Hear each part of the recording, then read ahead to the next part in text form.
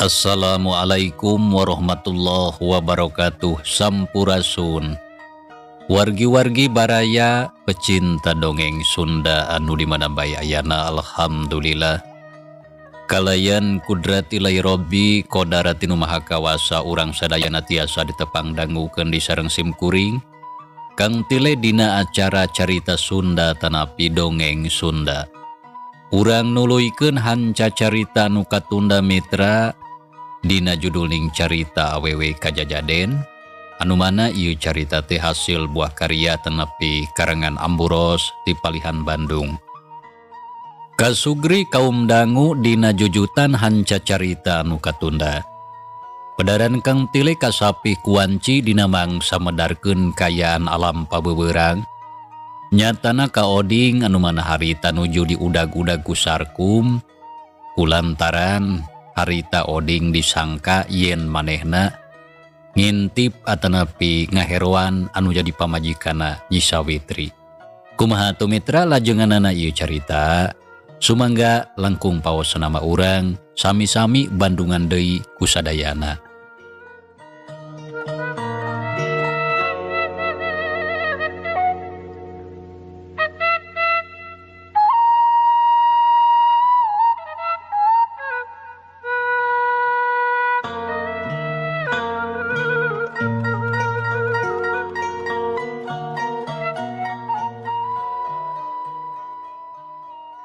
Oding, Sording, Odading, Odon si koplok. Ceuk Sarkum beki nafsu napas nangahega kesang nangucur beungeut purahai beureum bakat ku ambek ka oding. Sajajalan terus noroweco gura-gero ka oding nitah eureun. Tapi anu diudagna tibatan eureun mah lumpatna kalah beuki tarik. Beu si Sarkum tuluy ngudag ka aing, mangkaning imah Pak RT masih kene anggang. Kumaha lamun aing ka udag dah mending lawan atawa kumaha? Lamun dilawan piraku aing teh kudu gelut jeung sobat. Ceuk oding ngagerentes dina sajeroning hatena. Sedengkeun lumpatna kalah beuki tarik. Tekung silila anjog ka pelebah pengkolan. Leok mengkol kaparengan amprok jeung saurang jalma anu keur nanggung jukut ka karabalik ngarit. Jebrod katubruk oding da puguh teka ciri lumpatna bakat kurusuh. Aduh nanaonan ya temang. Ceuk anu nanggung jukut koloyong gebru labuh tanggungan jukutna nepi ka ngagulipak. Disusul ku awak oding anu nyuksruk tuluy nyangkorah teu jauh ti tanggungan anu bieu katubruk ku manehna. Aduh. Oding humarurung bari muringi senahan kanyeri. Bareng jeung kitu torojol Sarkum. Wah si Oding, nyerinya rasakeun sia doraka eta teh dolo. Ceuk Sarkum nyakakak seuri ningali oding sobatna anu keur nahan kanyeri. Sabot keur kitu kuniang anu boga jukut hudang. Nanaonan Kang Sarkum, Kang Oding make lulumpatan sagala beut siga bolon. Jadi we uing katubruk ieu bujur meuneu nyeri ti tondet. Ceuk anu boga jukut anu tayalian ti si Ojai anu ti tadi ka karabalik ngarit. Lain nanaon Ojai, akang lupa teh pung udag si Oding. Lantaran manehna kaperego keur ngintip pamajikan akang. Kawasna mah bogo sarta boga maksud rek ngaheruan pamajikan batur. Ah, rek ngaheruan pamajikan batur. Walon si Ojai katara bangun anu heran sarta teu percaya kana caritaan Sarkum. Oh kitu. Nah nya eta teh Kang. Make nahanya apan sidi kanyahoan pisan ku akang. Manehna keur nyempot tukang tangkal buah di buruan imah akang. Sarta nintenan pamajikan akang anu tadi teh keur sasapu di buruan. Walon Sarkum merek keterangan sakumaha nu kasaksian ku manehna. Nah bener Kang Oding, tanya Ojai ngareret ka Oding anu harita kakara cengkat. Ah lain kitu si Sarkum masalah sangka jang. Kekeh we sia mungkir Oding. Geus jelas kitu buktina masih kene teu ngaku. Nah sia teh hayang dipodaran ku aing. Ceuk Sarkum nyentak bari molotot. Red kana arit anu nyelap dina tanggungan. Da kuring mah teu rumasa rek ngaheruan pamajikan si laing. Kekeh sia teh moal ngaku hah? Moal da teu rumasa. Walon Oding ngadenge caritaan kitu amarah Sarkum ngaburingkal. Awak ngagidir huntu ka karot. Panon bolotot beungeut geuneuk lir beusi atah beuleum. Temikir dua kali gap kana Arit terus dicokot. Seak Arit disabetkeun kana awak Oding. Modar sia teh Oding, hiat! Ceuk Sarkum Arit ngalayang rek nyabet cangkeng Oding. Ningali kitu gentak Oding luncat ka tukang. Hiuk plos teu keuna. Sarkum bener sia teh rek modaran aing? Tanya Oding nyel atuh ambek panon muraleng ka Sarkum. Heueuh ku aing di podaran sia teh Oding. Nyaksian kajadian kitu si Ojai reuwas. Kek heula nanaonan ieu teh. Ulah kitu Kang Sarkum. Sok kadieukeun eta Arit. Ulah kitu Kang bisi cilaka. Ulah heureuy mangkading seukeut eta Arit teh kakara meunang asah. Ceuk si Ojai gancang halangan. Tuluy nangtung di tengah-tengah Sarkum jeung Oding anu sigana mah lamun diantep geus pasti bakal gergeleut. Heueuh alus seukeut mah ngarah teurakeun ngagorok beheungna si Oding.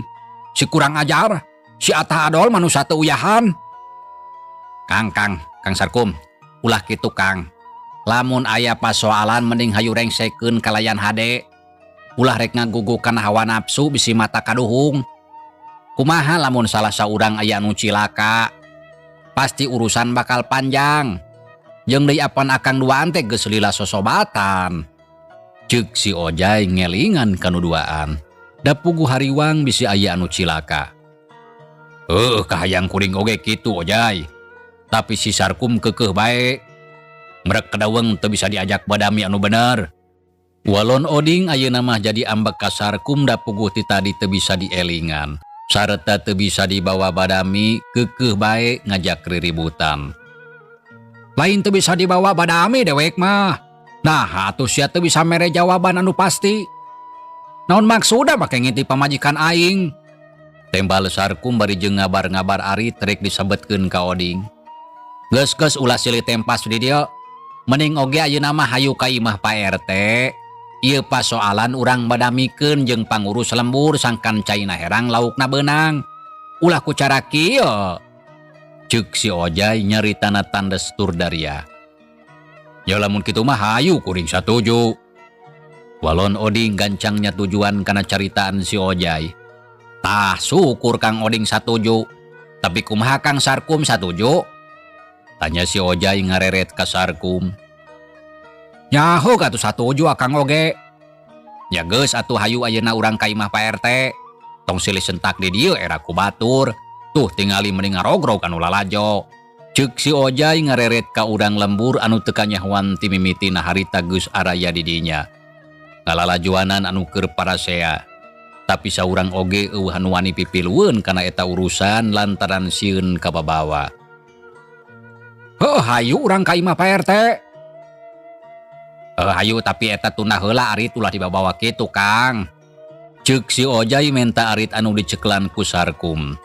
Ngadenge kitu serog Arit dibikeun ka si Ojai terus diselapkeun dina jukut sakalian tanggungan jukut anu tadi ngagoler dibenerkeun. Da puguh jukutna bisi bahe mangkaning keur parab domba. Geus kitu mah teu miceunan waktu. Harita keneh tuluy Arindi tinggalkeun eta tempat. Oding leumpang ti heula dituturkeun ku si Ojai. Sarkum leumpang pang tukangna bareng jeung bojona Nyi Sawitri. Anu harita geus nepi ka pelebadinya. Ari anu sejenna mah ukurna rempokeun bari pating kecewis ngaromongkeun anu bieu kajadian. Mitra kaum dangu. Urang kocapkeun kayaan di imah Pak RT harita teh Pak RT keur ngobrol jeung Mang Udung di tepas imah. Sabab geus biasa wanci kitu teh lamun geus salse sok ngajak ngobrol nyaritakeun kahirupan sapopoe. Disambung ku nyaritakeun kayaan lembur Cibubuay dina mangsa harita.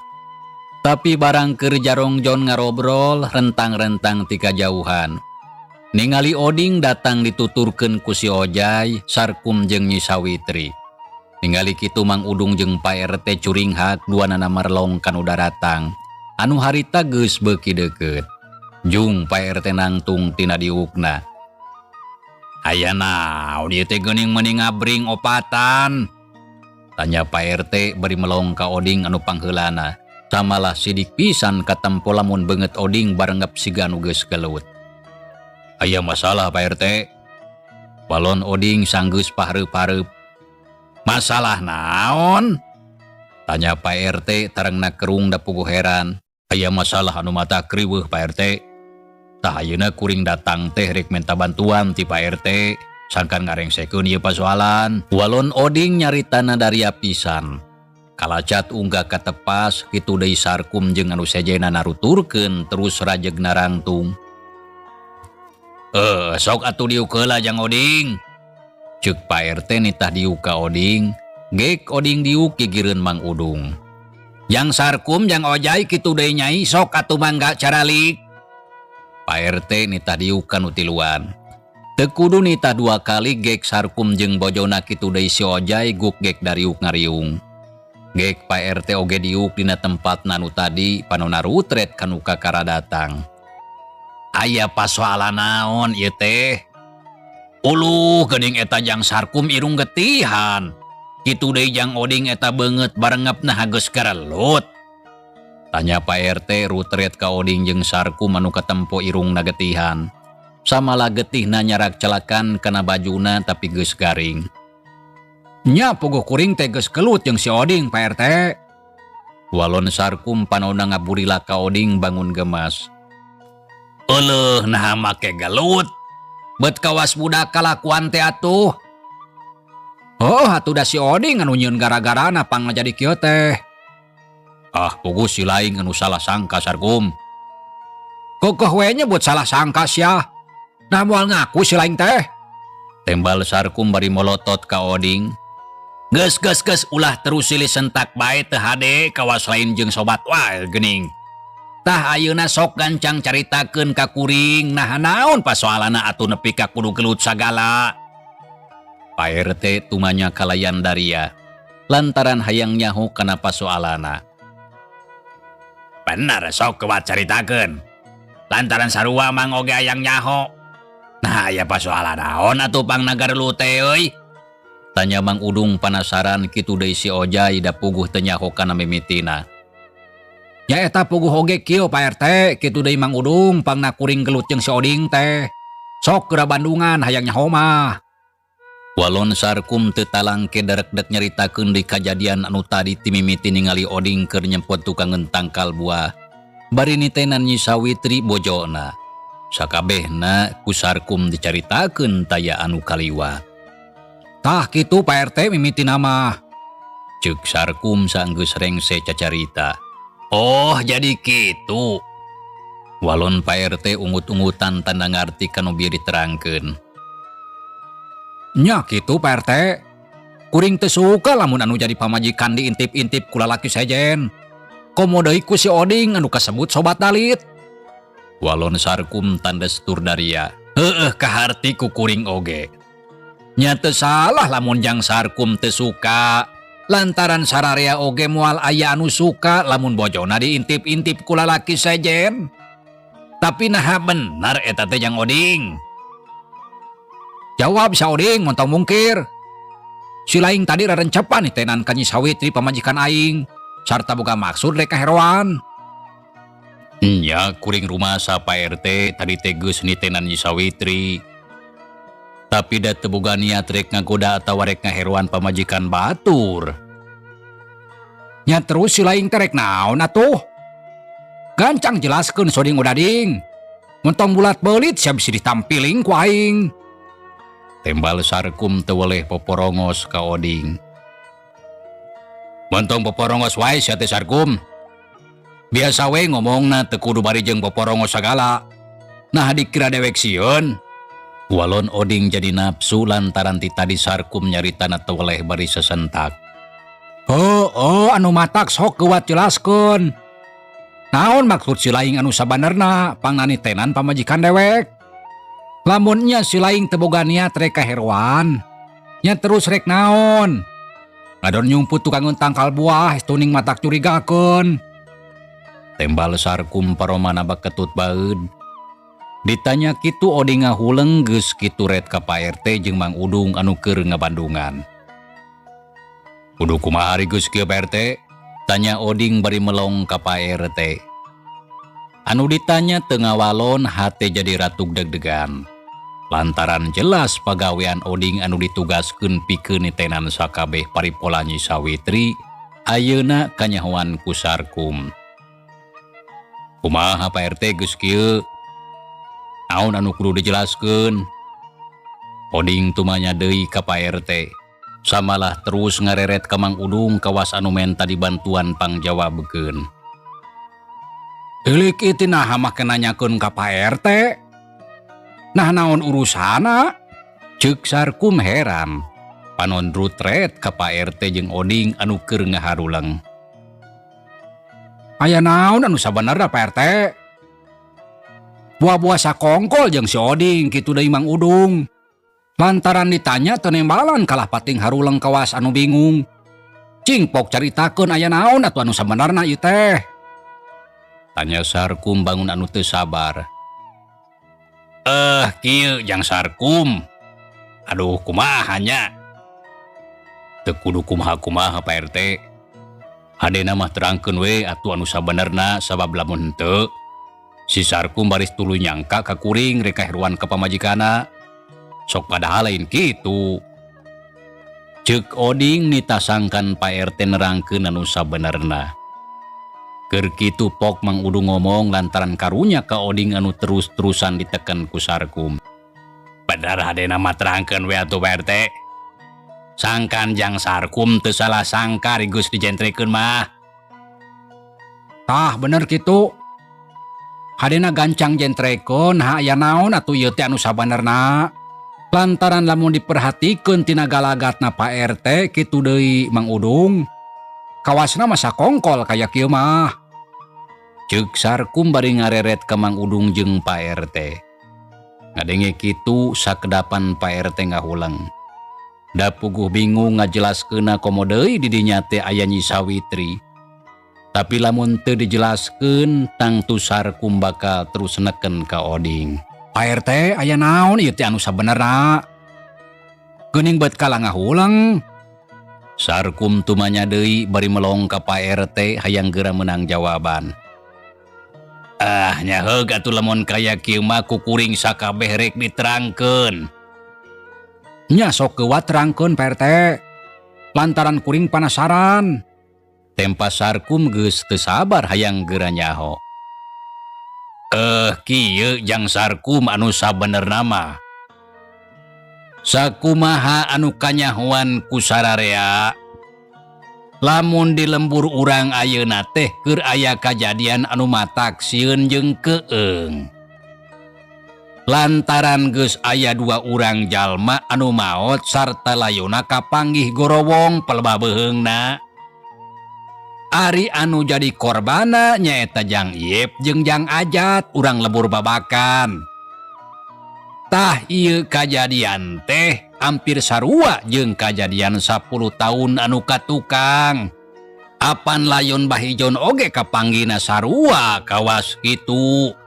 Peheungna gorowong kitu deui domba apan harita aya kana genepna nu paraeh ku cara kitu. Tah sigana sararea oge inget kana eta kajadian. Ceuk Pak RT nyaritana daria pisan. Di barandungan kuno sakur araya di dinya. Nya kuring oge ingat. Tapi naon hubunganna jeung kuring Pak RT? Sabab urusan kuring mah jeung si Oding. Lain jeung domba anu paraeh. Tanya Sarkum ngadenge kitu teu buru ngarasa heran. Lantaran ceuk pikirna. Naon hubunganna eta pasoalan jeung manehna? Da puguh Sarkum mah teu apal. Kieu Jang Sarkum anu jelasna mah. Dina mangsa ayeuna di lembur urang teh keur aya setan siluman anu marakayangan. Eta setan bisa nyumput tinu caang sarta ngahiji campur baur jeung urang. Tah kulantaran kitu, Jang Oding ku kuring ditugaskeun sangkana lungtik di mana ayana eta setan. Tah kitu anu sabenerna mah. Hah, nalungtik setan? Tapi naha make datang ka imah kuring? Nah Pak RT teh nuding ka kuring setan atawa kumaha? Tanya Sarkum mureleng ka Pak RT mitra. Hatena tegenah ngadenge kitu teh kawantu Pak RT nugaskeun Oding nalungtik setan. Tapi beut datang ka imahna. Ari Pak RT nya puguh bae reuwas lantaran sieun Sarkum ambak. Lain kitu Jang Sarkum. Ampura saeutik oge kuring teu boga niat nuding ka Jang Sarkum setan atawa siluman. Teu kuring mah teu pisan-pisan. Teu niat.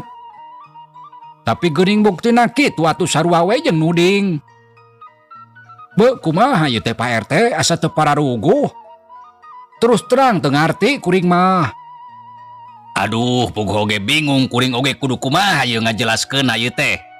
Cing atuh Mang Udung bantuan ngomong yeuh, ulah cicing wae. Ceuk Pak RT ngareret ke Mang Udung anu ti tadi ukur ngabandungan. Teu kudu bingung Pak RT.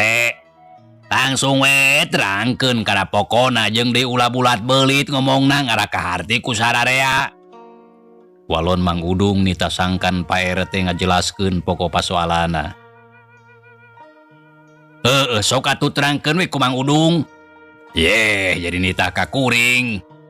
Keun atuh ku kuring urang terangkeun tapi urang diringkes we nya. Sangkan anu ngabandungan teu lieur. Gerapok atuh kadinya. Kieu Jang Sarkum anu sabenerna mah. Di lembur urang teh ayeuna keur aya setan siluman anu marakayangan. Jurig nyiliwuri setan mindah rupa. Ta eta siluman teh bisa ngarobah wujudna jadi saurang awewe. Da ngaranna oge siluman. Tangtu bisa ngawujud naon bae. Jeung saha bae gumantung ka hayangna. Tah eta siluman teh jahat pisan Jang Sarkum. Sabab manehna sok nyerot getih jalma kitu deui getih domba. Allah kutan kitu nya naha nya. Kuring mah teu percaya Mang Udung. Buah-buah keur ngalindur. Lantaran piraku aya anu kitu. Aya siluman mangrupakeun awewe di lemur urang. Ceuk Sarkum ngabarakatak seuri teu percaya kana caritaan Mang Udung. Da puguh ari ku saliwat mah beut asa pamohalan aya kajadian sarupa kitu. Ari ku saliwat mah tangtu Jang Udung ku sararea oge moal aya nu percaya. Samalah kuring sorangan oge teu percaya lamun teu nyaksian mah. Tapi ari Mang Udung geus nyaksian kitu kana ayana eta siluman. Sarkum tumanya deui da puguh jadi panasaran. Nya matak nyarita kitu oge tangtu kuring mah geus nyaksian. Samalah Pak RT, Jang Oding, kitu deui si Ojay jeung sababaraha urang ronda geus kungsi papanggih jeung eta siluman. Naha iraha panggihna? Baheula 10 tahun anu katukang di dambang salembur urang keur meujeunna rame ku ayana domba nu paraeh. Tah kuring sabatur-batur basa keur ngaronda kungsi nyaksian lamun anu sok nyerot getih domba teh tayalian ti siluman. Anu rupana kacida matak pikasieun Jang Sarkum. Samalah kuring sabatur-batur nepi ka rabeng lalumpatan. Saterusna Pak RT jeung palebe minta tulung ka Bah Ukim pikeun nyingkahkeun eta siluman ti lembur urang. Kawan tu eta setan jahat pisan. Manehna geus ngabinasa Bah Ijon jeung Nyi Oneng kitu deui domba anu leuwih ti 5. Anu jadi korban teh nya anu akhirna dina hiji peuting eta siluman teh tarung ngadu kasakten jeung Bah Ukim sarta si Abah hasil nyingkahkeun eta setan. Ceuk Mang Udung nyaritana daria pisan. Samalah leungeunna bari pepeta. Nya kuring oge nyaho kana kajadian eta mah. Sok sanajan teu nyaksian secara langsung oge. Tapi kuring oge ngadenge harita teh kana bejana. Sabab apan harita nepi ka guyur salembur. Tapi anu jadi pertanyaan teh, naon hubunganna kajadian baheula jeung ayeuna? Kitu deui jeung pasoalan si Oding jeung kuring. Da geuning anu dicaritakeun kala urusan siluman. Asa teu pati nyambung ceuk kuring mah. Ya tang tu aya hubunganna Jang Sarkum. Lantaran siluman anu baheula teh ayeuna ngariweukeun deui lembur urang. Sarta nyieun kaonaran ku cara nyamar jadi saurang awewe tapi awewe kajajaden. Oh, jadi eta siluman teh nyamar jadi saurang awewe. Tapi saha atuh manehna teh naha awewe anu mana? Da loba atuh anu ngaran awewe di lembur urang teh Mang. Bingung uing mah. Puguh mang oge bingung jang ojay mikiran hal eta teh. Sabab bener anu ngaran awewe mah loba samalah nyayeud. Tapi sok sanajan kitu di antara awewe anu loba, aya saurang awewe anu jero-jeroana setan. Sarta manehna acan kanyahoan.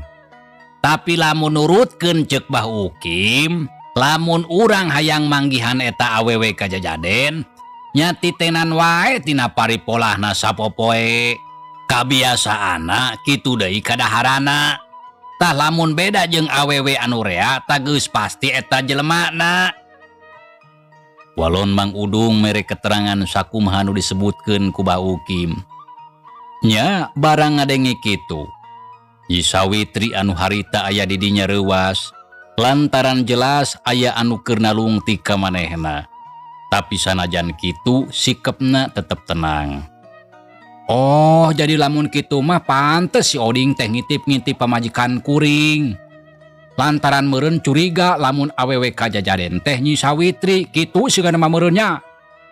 Anu matak tuluy di titenan paripolahna. Susuganan aya anu beda jeung awewe anu sejen lain kitu Oding. Tanya Sarkum ngareret ka Oding anu ti tadi jempe bae teu milu cacarita. Nya bener kitu. Walon Oding pondok da pugu rumasa manehna keur nalungtik Nyi Sawitri. Bener-bener kurang ajar sia teh Oding. Eta ka pamajikan dewek nyang kasiluman. Nah henteu neuleuh sia teh lamun Nyi Sawitri teh jelema. Da anu beda jeung anu lian atuh. Lamun nilih kana kadaharana sarua bae jeung kuring ngadahar kejo jeung anu sajena. Tina sikap jeung paripolahna sapopoe sarua jeung anu lian. Kitu deui kabiasaana. Da anu beda saeutik oge sarta kuring anu jadi salakina tang tuani jadi saksina. Pamajikan kuring mah jelema asli lain siluman atawa awewe kajajaden. Jadi motong gagabah nyangka anu teu puguh. Ceuk Sarkum bari molotot beungeutna nyiak beureum da puguh ambek ka Oding. Anu ayeuna geus jelas nyangka kabojona siluman atawa awewe kajajaden. Kang Oding, nah make boga sangkaan lamun awewe kajajaden teh abdi. Nah boga bukti naon akang teh pangnawani nuding kitu? Tanya Nyi Sawitri bari neuteub seukeut ka Oding. Ditanya kitu Oding teu ngawalon. Sording jawab sia. Muntong ngajedog wae nah boga bukti naon si laing teh make wani nuding siluman ka pamajikan aing. Nya dina hal ieu mah kuring memang teu boga buktina. Teu boga buktina tapi naha atuh sia teh make nuding ka Nyi Sawitri. Kuring mah lain nuding Sarkum, tapi ngarasa curiga.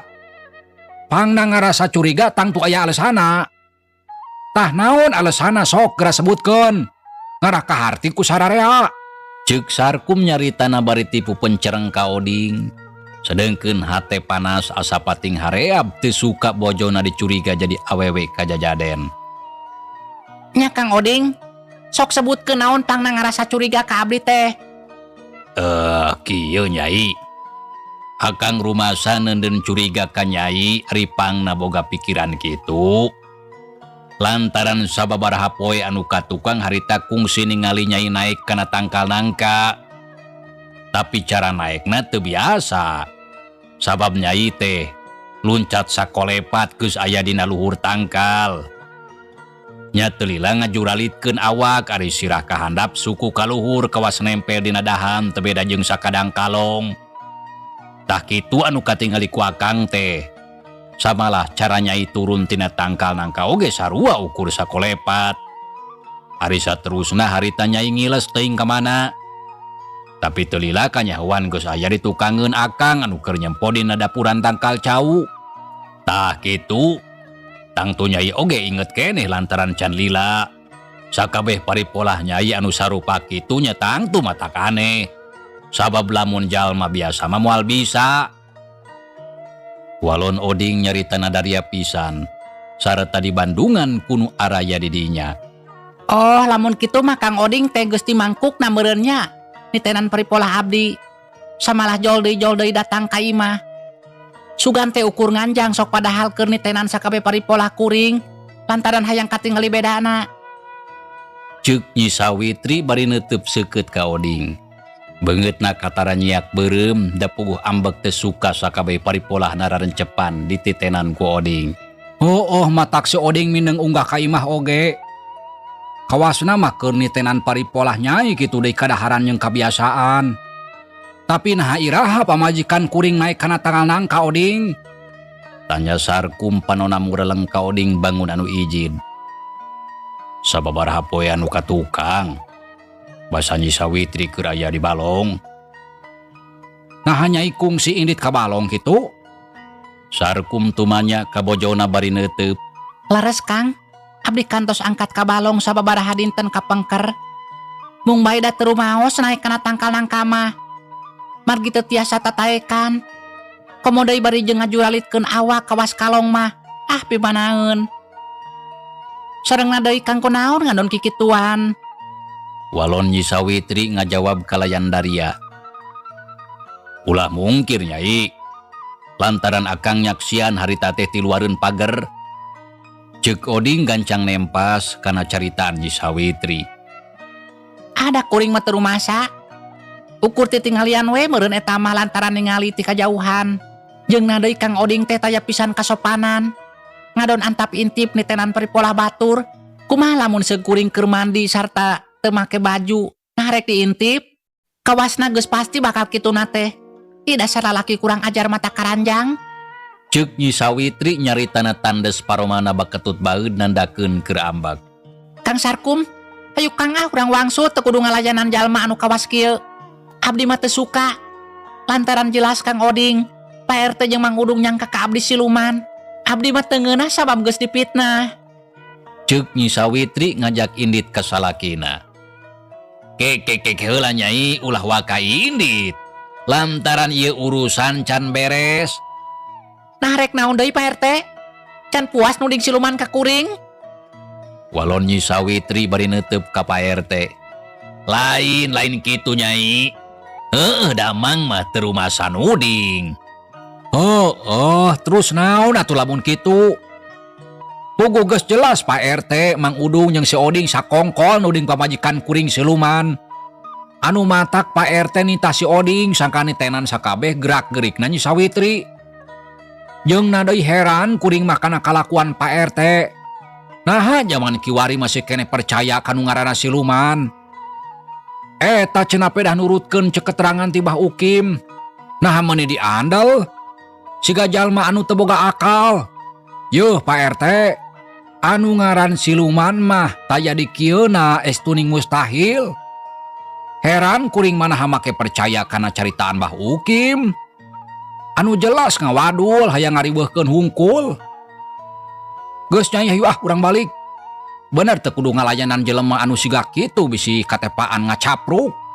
Ngadon ger percaya kanu teu pararuguh. Ceuk Sarkum ngajak indit ka bojona.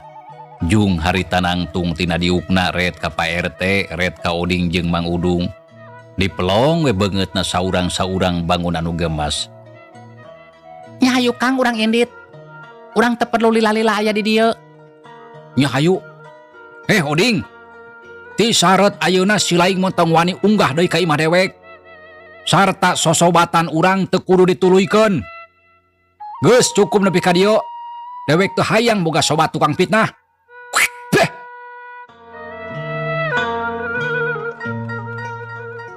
Ceuk Sarkum nyarita tandes samalah bari tutunjuk ka Oding. Anu harita teh ukur ngahuleng teu bisa nempas kawas anu beak piomongeun. Nya geus kitu mah harita, Sarkum jeung Nyi Sawitri tuluy ngaleos indit tinggalkeun eta imah. Bari mawa hate anu ngabagegel ambek lamun kongang mah. Sarkum hayang nyiksa ka Oding. Urang ajar si Oding wani nuding siluman ka pamajikan aing. Ceuk Sarkum bari ngagidig leumpang. Nya bener-bener kurang ajar si Oding teh Kang. Anu mata geus teh saret ayeuna mah ulah rek dedeuketan deui Kang. Lantaran bisi kabawa teu benar. Sabab si Oding mangahiji jeung Pak RT kitu deui Mang Udung. Anu tangtu sapamikiran jeung manehna nuding ka abdi siluman. Tembal Nyi Sawitri manehna oge puguh ngarasa ambak.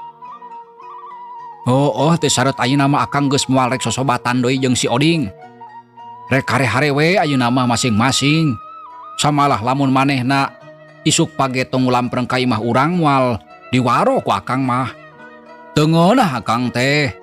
Da piraku nyai pamajikan akang anu sakieu geulisna disangka awewe siluman alias awewe kajajaden. Beut kawas anu teu hideung. Nah geus leungit akalna kitu si Oding teh. Lain leungit akal Kang, tapi si Oding teh kawas nama sirik ka akang. Sirik? Sirik kumaha maksudna? Tanya Sarkum ngareret ke bojona anu lempang gigireun. Akang mah balat piraku teu kaharti. Nya, puguh can kaharti sok atuh jelaskon. Kieu Kang, si Oding mah nyangka kitu sote anu puguh mah manehna ukur jijieunan. Sabab anu sabenerna mah sirik ka akang. Lantaran akang mah hirupna senang. Harta banda loba, usaha jalan, pamajikan geulis, tapi ari si Oding apan jelas katingali ku sararea. Lamun kaayaan teh angger bae kitu ti baheula. Tak kusabab kitu manehna teh sirik ka akang. Sigana mah taresep ningali akang jadi jelema beunghar. Jadi we nyieun jalan pikeun ngaragrageun akang ku cara mitna abdi. Majarkeun teh abdi awewe siluman. Apan sok padahal ku akang oge kasaksian. Lamun abdi teh jelema asli aya imahna, aya akina. Jeung di apan sakabeh paripola kabiasaan jeung kadaharan abdi eueuh bedana. Jeung anu lian, akang anu jadi salaki abdi, nah pernah ningali abdi mah hiwal. Ceuk Nyi Sawitri nyaritana capetang hayang ngayakinkeun kanu jadi salakina. Sabab palaur Inggi Sarkum percaya kana caritaan Oding. Ah da akang mati sapra karangkep ka nyai. Asa can ningali kalakuan kabiasaan jeung kadaharan nyai mah hiwal beda jeung batur. Nya moal aya nu mah hiwal teu umum jeung batur atuh Kang. Sabab abdi teh jelema asli lain siluman anu nyamar. Nya tangtu kitu.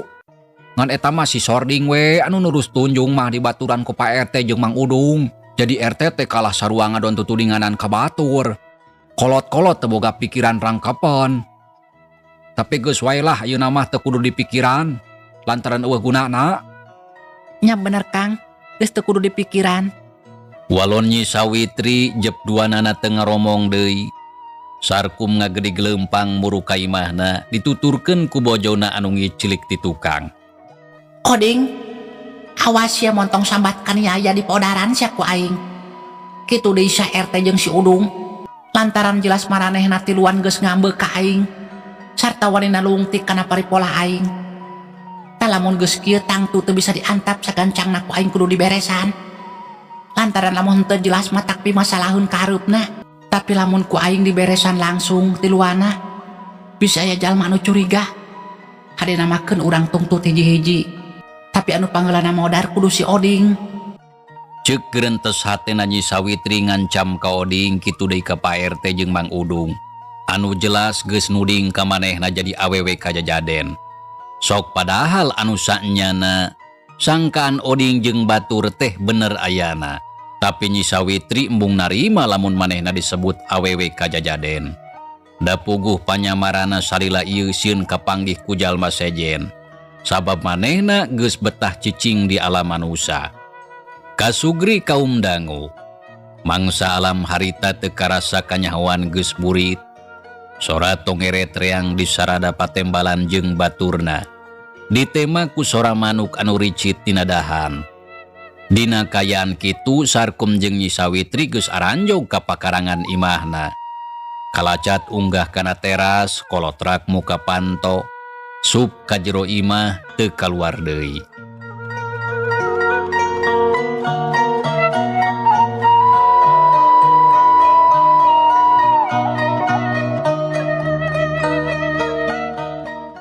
Cag urang tunda heula Sarkum jeung bojona nu geus aya di imahna. Tah ayeuna urang malikan deui nyaritakeun Pak RT saparakanca. Sajigna Sarkum jeung Nyi Sawitri arindit ka imahna. Tiluana taya anu cacarita kalah terus pating haruleng. Kitu deui si Ojai kabawakeun. Tapi sanggeus aya kana sawatara waktu pok Oding ngomong, hampura Pak RT. Wanci nyapih alatan mangsa misah metra. Cag ieu carita urang tunda heula insyaallah kin urang lajengkeun deui. Kumaha atuh nasibna oding sareng Pak RT kitu deui Mang Udung? Insyaallah kin urang lajeng kendai. Hatur nuhun mitra, wilujeng kantun. Wassalamualaikum warahmatullahi wabarakatuh.